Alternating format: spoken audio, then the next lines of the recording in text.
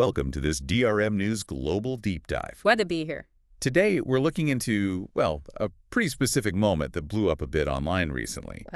Dakota Johnson's appearance on The Tonight Show with Jimmy Fallon. Right, that one, it definitely got people talking. Yeah, so we've pulled together a bunch of news pieces covering what went down. And our goal here is really to unpack it for you, the listener. Exactly. What happened, how she handled it, and maybe why these unscripted bits really grab our attention. We want to pull out the key stuff for you. It's a perfect little case study, isn't it? How a small, unexpected thing can suddenly become, well, news, and what it tells us about public figures. And maybe what we find compelling about them. So these sources will be our guide. Let's get into it. Okay, so let's set the scene. It's June 2nd. Dakota Johnson walks out onto the Tonight Show stage. She's there to talk about her new movie, Materialists. And she looks great, obviously, right, wearing the short black Ferragamo dress. Sources mention it had a plunging neckline, black tights, very chic. But then she sits down, and that's when it happens. What do the sources say? How did it unfold? Well, she sits, looks down at the dress, and there's this immediate reaction, like a visible gasp. A gasp. Oh. And then she just says it out loud. Oh, God. Oh, God. On live TV, wow. What was the oh, God about exactly? The reports all seem to point to the camera angle interacting with the dress as she sat down. You know how sometimes an outfit looks fine standing, but sitting changes things? Oh, totally. Especially with certain necklines or lengths. Exactly. That plunging neckline suddenly seemed, well, a bit more revealing than maybe she intended for that specific TV setup. Ah, okay. That kind of instant uh-oh moment. Yeah, total outfit panic, but playing out in front of millions. That vulnerability, though, it's instantly relatable, isn't it? I mean, who hasn't had that feeling? Yeah. Maybe this wasn't the best choice for this situation. Right. And she didn't try to hide it. She just immediately said, basically, this was the wrong outfit. Just put it right out there? Yep. No pretense. And Fallon's reaction was pretty crucial then. What did he do? He first checked if she was okay, told her she looked fantastic, reassuring. Standard host move. But then he kind of leaned into the humor of it, telling her, just don't move. Which it's funny because, well, you have to move in an interview. Exactly. And that's where her own quick thinking comes in, according to the sources. She didn't just freeze up. Right. She turned it into a bit, didn't she? She absolutely did. She hit back with that perfect line, my eyes are up here. Classic. Did it land well? Oh, yeah. Big laugh from the audience. It just completely broke any tension. That kind of wit right in the moment is really something. It totally disarms everything, doesn't it? Yeah. And lets the audience kind of laugh with her, not at her. Precisely. And Fallon played along, looking away dramatically, saying he was confused, couldn't look there. It turned awkwardness into comedy fast. And she wasn't just delivering lines, right? Mm-hmm. The sources mentioned her physical reaction, too. Yeah, for a moment she was apparently sitting almost stock still, trying not to laugh, but also, instinctively fiddling with the neckline. So you see that little bit of real discomfort mixed with trying to keep it together for the show. Exactly. It's that mix of performing but also having a genuine human reaction. She even puts Fallon on the spot a bit later. How so? She asks him directly, tell me if there's a problem. Oh, putting the pressure back on him? How did he handle that? Pretty smoothly, actually. He did this great little tightrope walk with his answer.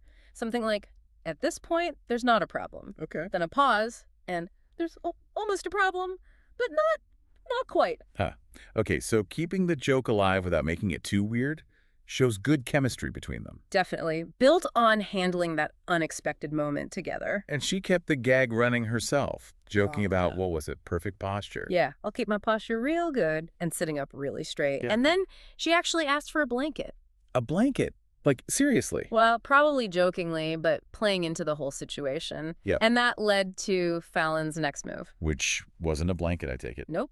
He pulls out a single tissue from his desk drawer, just one. A single tissue? That's absurd and hilarious. Right. And she just went with it. Took the tissue, tucked it right into the neckline. No way. Yep. And then added the joke, that's good. When I have a cold, that's what I do. Just playing on how mundane a tissue is. That's brilliant. And Fallon. He jumped right in. No one will even know the difference. And apparently later joked about selling it on eBay. So they really leaned into the improv of it all. That's what makes live TV interesting sometimes. Totally. These little unscripted moments, though the tissue obviously wasn't a permanent fix. I'd imagine not. Did it stay there? Nah, the sources say Fallon kind of suggested she shouldn't ruin the dress with it, so she took it out and handed it back. Okay. And after that, the interview went on, but you could see her still making little adjustments now and then. She just managed it. So acknowledging the issue, having fun with it, but then moving on professionally, that's quite a balancing act. It really is. And this whole dress situation, it actually had a bit of a conclusion later in the interview, right? It did, yeah. It came up pretty naturally when they started talking about her dad, John Johnson. Okay. What's the connection? Well, it turns out Don Johnson had recently given Fallon a cardigan, like as a gift. Ah. I think I see where this is heading. A potential solution to the earlier blanket request. Exactly. Fallon pulls out this cardigan from behind the desk and offers it to her, suggests she could borrow it. Did she take it right away? There was a little playful resistance first. She teased him like maybe he just didn't like the cardigan. Uh-huh. Nice. But yeah, she took it and just draped it over her chest. Finally got some coverage. And the sources mentioned she let out a sigh of relief. Like, phew! Yep. A little phew moment. It was a really neat way to tie up that running gag using something relevant to the conversation they were having. Yeah, weaving the problem into the show instead of letting it derail things. That's a great way to put it. Now, what's really interesting when you look at the sources together is this isn't actually the first time she's had to deal with something like this on late-night TV. That's right. There was another incident, wasn't there? Last year, I think. Yeah, on Jimmy Kimmel Live. She was promoting a different film, Gaudio. Okay, tell us about that one. What happened then? Was it a similar dress issue? Sort of, but different specifics. This time, it was the actual strap of her dress. A Bottega Veneta one, the reports say. The left strap just unhooked mid-interview. Oh, wow. Not just feeling revealing, but actually coming apart. That sounds potentially more problematic. Yeah, potentially more disruptive, for sure. How did she handle that one? Was it another oh God moment? Apparently not, based on the descriptions. It seems she was incredibly calm about it. No big gasp reported. She just sort of noted it matter-of-factly. No, what did she say? Something simple like it just fell off. It just fell off. Okay. Very direct. Different vibe from the Fallon moment. Yeah, maybe because it was a mechanical failure rather than a fit issue. Hard to say. But her solution was also very direct. What did she do? She just held the dress up. Manually. With her hand. For the rest of the interview. The entire rest of the interview. Just holding her strap. That's what the sources indicate. And apparently Kimmel offered her Scotch tape. Scotch tape? To fix a designer dress strap. Right. She declined. Just waved it off and kept holding the dress herself. So basically interviewing with one hand, holding her top up. Yeah. Did she still manage to, like, talk normally and stay funny? Amazingly, yes.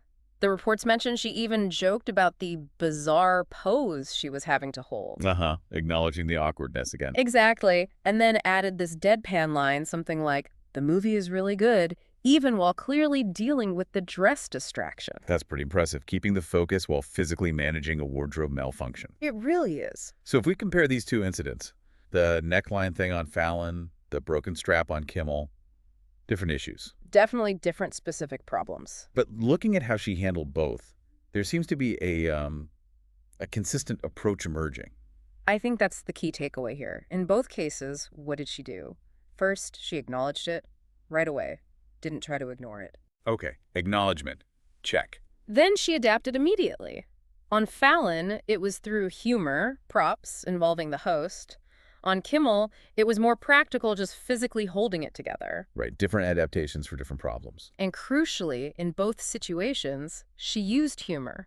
Either laughing at the situation itself or making light of her own awkward pose, it diffused everything. Yeah, humor seems to be the common thread. And connecting with the host and audience through that humor. It's that mix, isn't it? Acknowledging the vulnerability, but then showing resourcefulness and, yeah, sense of humor about it all. That seems to be what makes these moments stick. It feels authentic. Exactly. She navigates these unexpected little bumps with, well, a certain grace. Okay, so let's bring this back to you, the listener.